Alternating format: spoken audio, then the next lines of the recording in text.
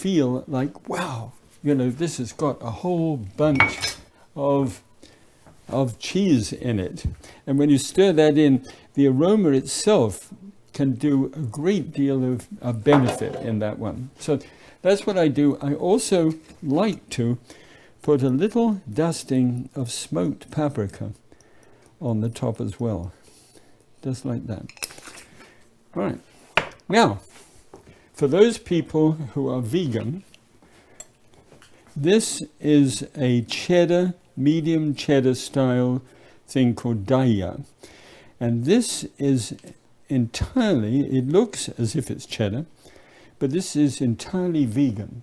It's a cheese which isn't. And I've tasted a bit of this, and I have to tell you, it's really quite good. And so if you're worried about this, and from a vegan point of view, it's possible. Now, come through with me and I'll show you what it looks like in terms of numbers. All right. So, here we go. Thank you. All right. Now, somewhere along here, I've got my pen. Does this ring a bell? Are you happy enough there? You can come this side if you like, but whichever you like, that's fine. So there is the dish, and we have been tasting it, and the calories on this one, first of all, is 342. So 342 is the calories instead of 591, 342. So it's an over 200 calorie drop.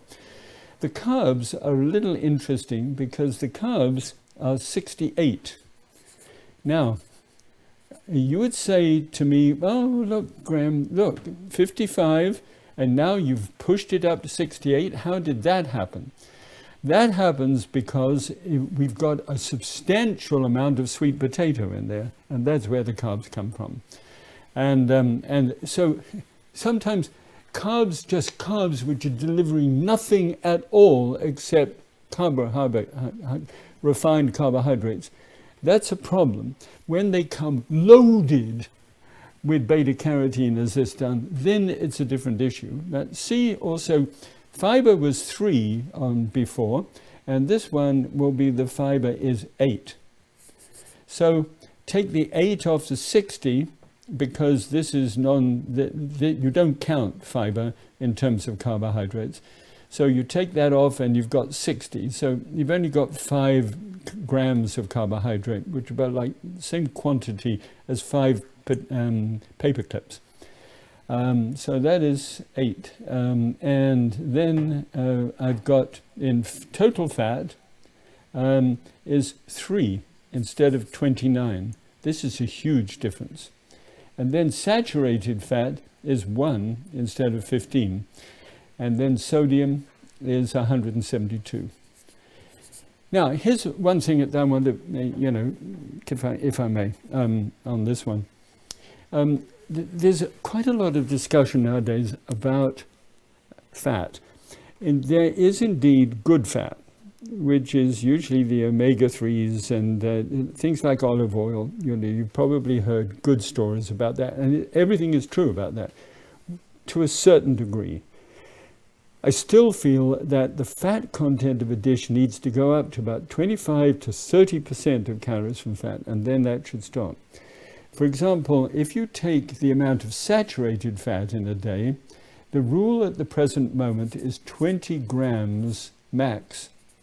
Again, a gram is the weight of something like a paperclip.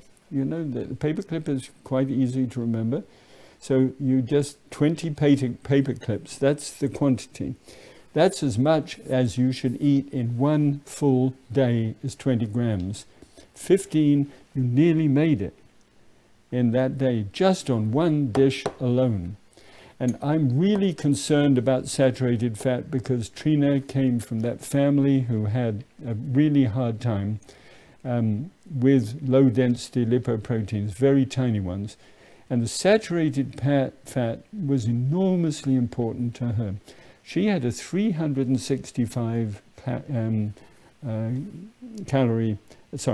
her cholesterol was 365 when she had the heart attack. 1 for every day of the year. And that came down to 140 with an LDL of about 80. So we really substantially changed the quality of her life because of the style of the food which I prepared for her. So that's that thing. Sodium is about, let's see whether I can remember it, 2,300 milligrams of sodium per day, right? So that is just a tiny section of that one. We watch that one and watch the saturated fat. These two are very important issues. All right, let's get back to the kitchen.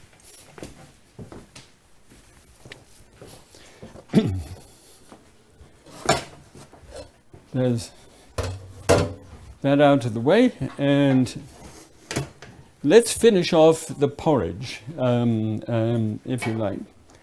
Remember how we did that? We just simply brought it to the boil. It has now had this time on the stove, and there is a, here we go. So for as long as it sits in that hot liquid, that's the time. See, now it's really coming to be a beautiful porridge container. All right. Now,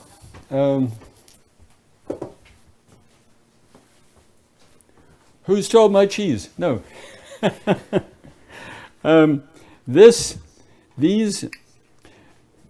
My son-in-law Scott braved the lower part of our section here, where we have blackberries, vast counters of blackberries, and he dives into the middle of these and came up with his marvelous big bowl of beautiful blackberries.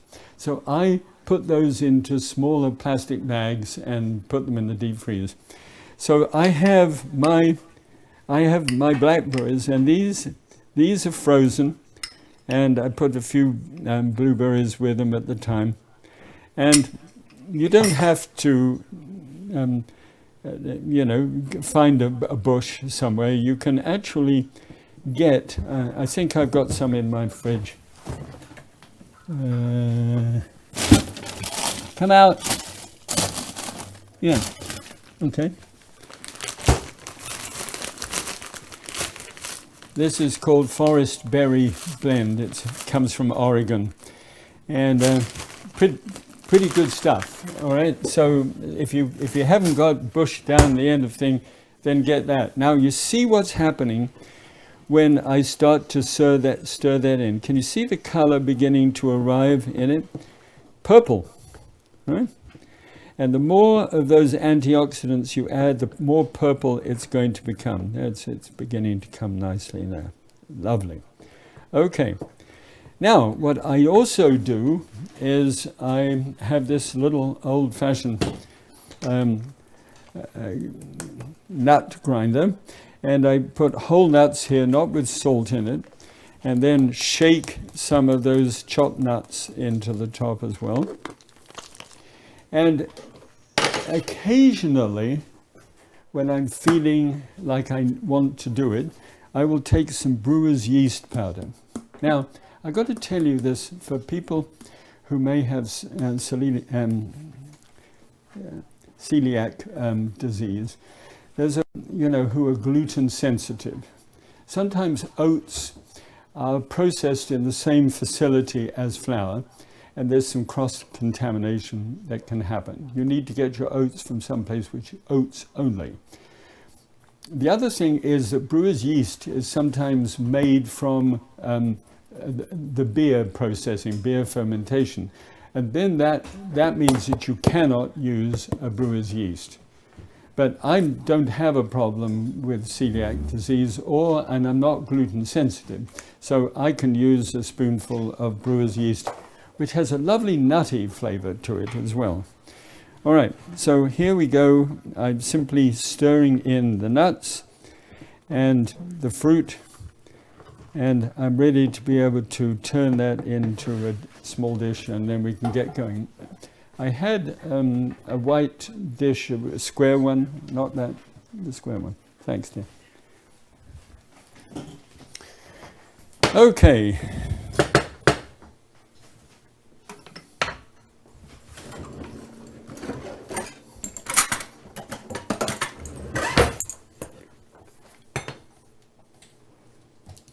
There we go.